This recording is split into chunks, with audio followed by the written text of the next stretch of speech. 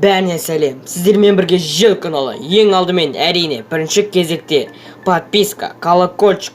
Сізде подписаться сөзі қызыл болса, оны тез басуыңызды сұраймыз. Егер видео ұнайтын болса, лайк және комментке өз ойыңызды жазыңыз. Бүгінгі видеода көретіндеріңіз денені қалай тез шығаруға болады, қалай күшті кеңестер беретін боламыз. Ал біз өз видеомызды бастаймыз.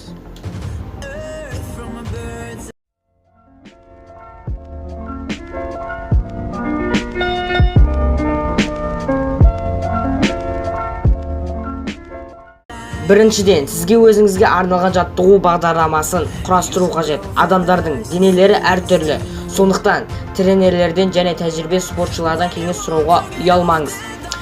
Бағдарламаңызды құрап болған соң сізге қолайлы жаттығу залын тауып алыңыз. Бастаған кезде өзіңізді кішкене ыңғайсыз сезінесіз. Бірақ уақыт өткенде залға бару әдетке айналып қалады.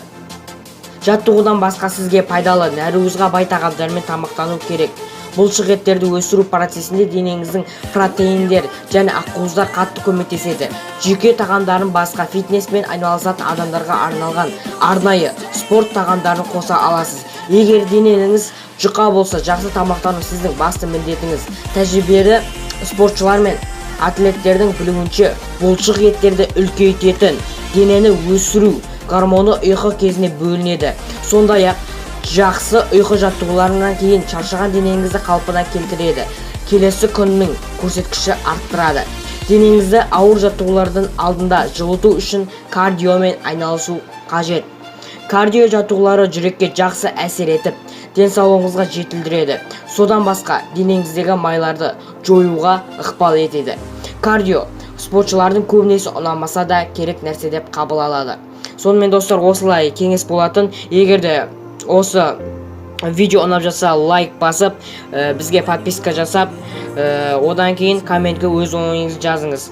Әрине, колокольчик шертуді ұмыт кетпеңіздер.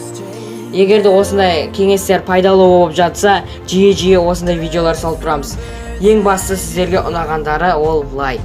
Сіздермен болған жыл каналы әрқашанда шынығып спортпен айналысып жүріңіздер.